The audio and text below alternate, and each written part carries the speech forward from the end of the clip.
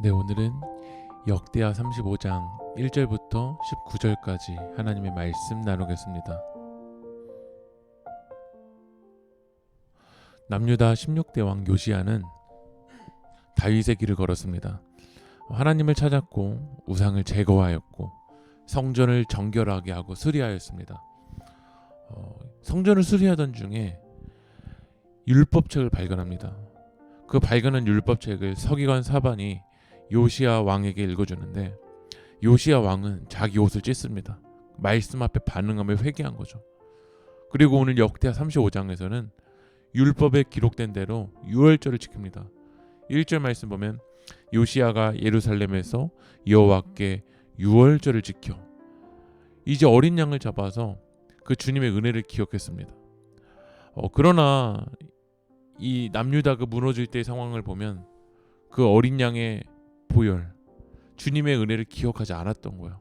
18절을 보면 선지자 사무엘이 이후로 이스라엘 가운데서 유월절을 이같이 지키지 못하였고 이스라엘 모든 왕들도 요시야가 제사장들과 레위 사람들과 모인 온 유다와 이스라엘 무리와 예루살렘 주민과 함께 지킨 것처럼 유월절을 지키지 못하였더라.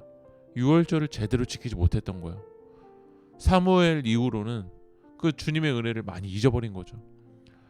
이 이스라엘은 어린 양의 피로 출애굽을 했는데 잊어버려요. 우리는 예수님의 보혈로 생명을 얻었습니다. 그러나 하나님의 은혜를 점점 잊어버려요. 오늘 말씀을 통해서 우리는 깨달아야 됩니다. 주님의 은혜를 기억하지 못하는 백성들은 무너진다라는 것.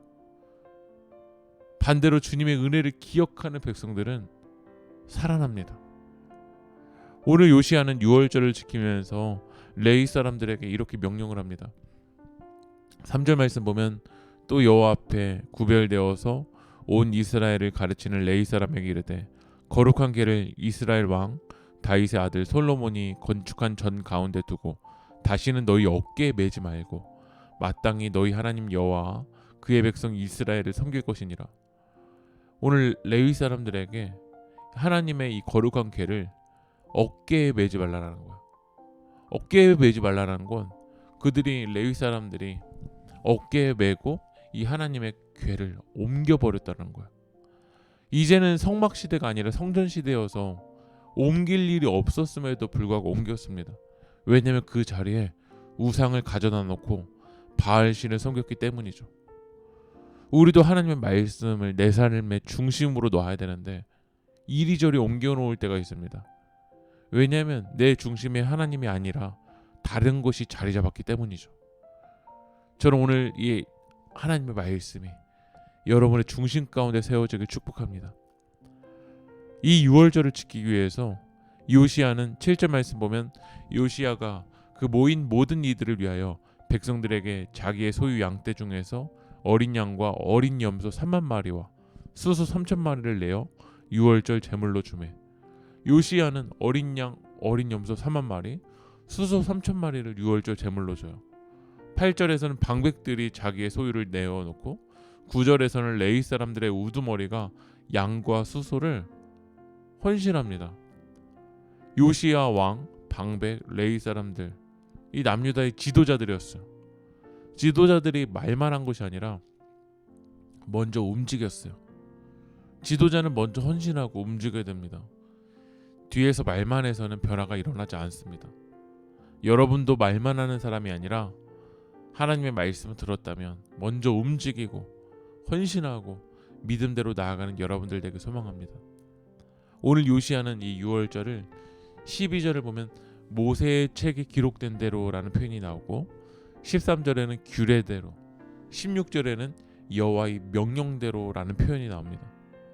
이제 요시야 왕은 하나님의 말씀대로 움직이려고 몸부림쳤어요. 여러분, 감정대로 움직여서 변화가 일어나는 것이 아니라 하나님의 말씀대로 움직여야 됩니다. 그래서 우리는 요시야 왕처럼 하나님의 말씀 가운데 회개하고 이제는 궤를 움직이지 않고 내가 먼저 그 하나님 말씀 앞에서 헌신하며 나아가는 믿음의 성도들이 되게 축복합니다. 기도하겠습니다. 하나님, 주님의 은혜를 늘 기억하게 하여 주시옵시고 이제는 하나님의 말씀을 옮겨 다니는 자가 아니라 내 삶의 중심으로 붙잡고 하나님 앞에 나아갈 수 있도록 성령님 인도하여 주시옵소서. 이 모든 말씀 예수님의 이름으로 기도합니다. 아멘.